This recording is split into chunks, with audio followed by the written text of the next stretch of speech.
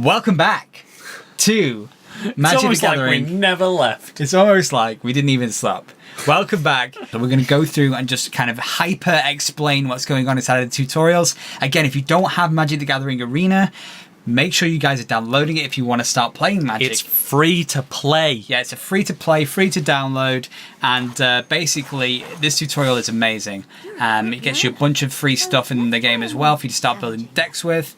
And as we go through the tutorials now, we're going to learn more and newer mechanics, more complicated. It makes the game a bit more complicated, but it'll be worth going through, and we'll be here in case there's anything we think will need double explaining. This tutorial is great. It teaches you a mechanic, and then it moves on to the next one, knowing that you understand the first one, and then it's just expecting, like, it's teaching you a little bit at a time, so that you can just stack one lesson on top of the other. It's great. This guy's a merfolk dude, so Sparky is pointing out this guy could have quite a lot of merfolk going on. So merfolk could just kind of like a race. They're called tribes within Magic. Yeah. If you hover over his bird now, you will see. So that is a creature and a bird. So the bird is what you would call a tribe. If anything refers to a tribe, that is what it is. It's a creature card, but its tribe is bird. So let's talk about for a second the fact that it's floating off the ground. This is because it's a bird. It's got the text flying underneath it. Now, flying is a completely different mechanic that you've not seen before. It's a creature with flying, can't be blocked except by creatures with flying or reach. So if you imagine there are two kind of like steps here. You've got your creatures playing on the ground and the creatures flying above it. The creatures flying above it can just go straight over the top. They don't have to think about the guys on the floor. They can block people on the floor if someone from the ground level is attacking, though. That's important. We'll see that later. So I'm going to play a lands in the hand, and we'll get a sanctuary. Cats love hunting birds, but no reach on it. No reach. All right, that so bird this is just flying right over. This looks like a merfolk-esque enchantment. Now, enchantments are interesting because they get put on top of creatures and can have effects. So in this case, this one is going to go on top of the flying bird, or underneath it, I should say, and it will give it +1/+1. But unlike a sorcery card we saw in the last episode, where it only lasted until the end of this person's turn, the card text here doesn't read that. It will stay permanently on, and as we'll see now, it'll just buff it. So there we go. The best way to think about it are enchantments stay around. They last longer than one turn, so they are persistent. Whereas a sorcery or an instant, which we'll probably see in this round, they only last a short amount of time. Yeah, so it's like an aura. It doesn't go away. So now we're going to get to play you've drawn an aura. Thank goodness. Here it is. The Knight's Pledge. Here we go. So let's cast ours.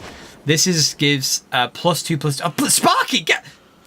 Sparky! Get off me card! I'm trying! Sparky. Too eager, that little Should we give wisp. the +2/+2 to the flying creature? I mean, we could. There are strategies that will call for it. This is not one of those times, though. We just want to slap him for 3 to the face. Yeah. We want to buff this little sanctuary cat is going to be a sabertooth in no time. All right, so basically what we're doing here is we are attacking because he's tapped. Now I know that's going to flip this around, so we'll be tapped and he won't be when his turn comes around. But he's a flying creature. We couldn't block it anyway, so we might as well do the damage while we're on the ground while we can. So let's do that. It doesn't matter that we're tapped now. We couldn't block it even if we wanted to. It's just going to go straight over the top, tapped or not. We would have just missed an opportunity. Okay, so he's just played another card here. He's just played a Shawcomber Crab. Shawcomber. I can't Look read at its little hat, so cute. Except for the fact that it's got half a human skull on it. Real cute. Real cute, Sparky. Let's throw in good old Loxodon Line Breaker. It's a 3/2. It's pretty good. Now, maybe we should save. Maybe we should save it. We can't. Yeah, so that crab is essentially just a brick wall at the moment. It does 0 damage, so it's not going to harm us at all. But it's got 4 life, so it essentially blocks 4 damage from going through to his Planeswalker, which we're only doing 3 right now. So it's just a waste of tapping our creature. Yeah, so no attacks from us.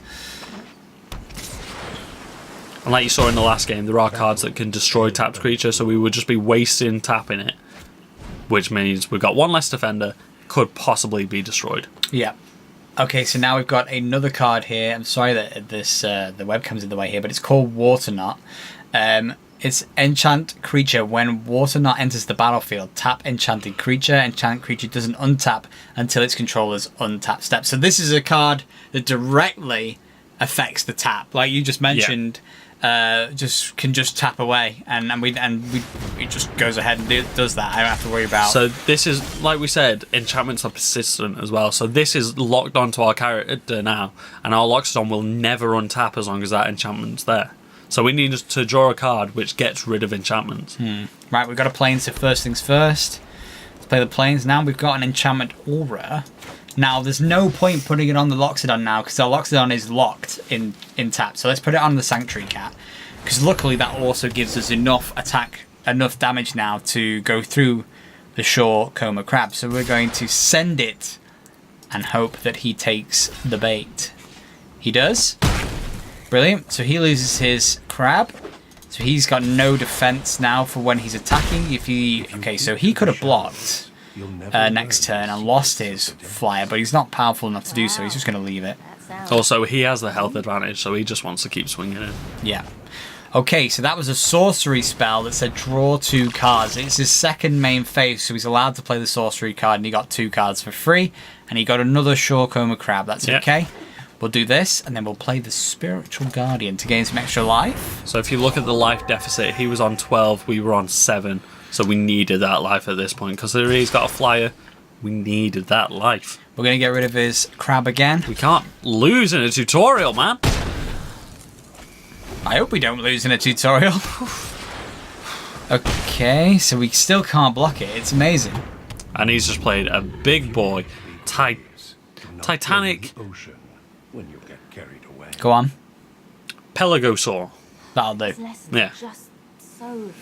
Plegosaur? Pelagosaur.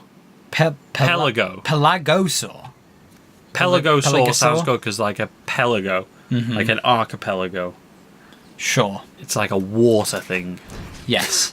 Now, we have a choice where we can enchant a creature with 3/3 and give it flying. Sparky wants us to put it on the Sanctuary Cat. We could also have put it on the Spiritual Guardian, but we're not going to do that. We're going to. Sparky wants us to put it on the cat.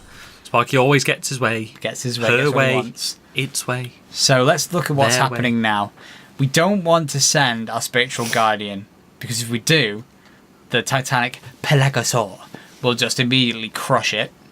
However, the Sanctuary Cat flies right over the top of the Titanic Pelagosaur, and right now their flying creature is tapped. So we can just send 8 to the face. It's going to send him all the way down to 4, and we have lethal potentially next turn if he attacks, which he decided to do. He's crazy. So I think what we should do is lose the Guardian. I would say block the Guardian into his Pelagosaur. So that redirects the damage we would take, and lose this. Fine. Then let's let him hit us in the face with the bird. We'll go down to 7, but next turn It'll be tapped so it can't block us. 8 damage to his face. Now we do have to think about this card he's got in his hand up here, but I don't think it's going to be as big a worry. He does have 6 mana, so there is a chance that he has something that can still remove what we might do. So let's have a look. Here we go. It was just that's fine. You know what? At least it's not something like an instant. It's not, so he can't play it on our turn. Just for funsies. Another enchantment. Look at this, we've got 4 enchantments stacked on Sanctuary Cats.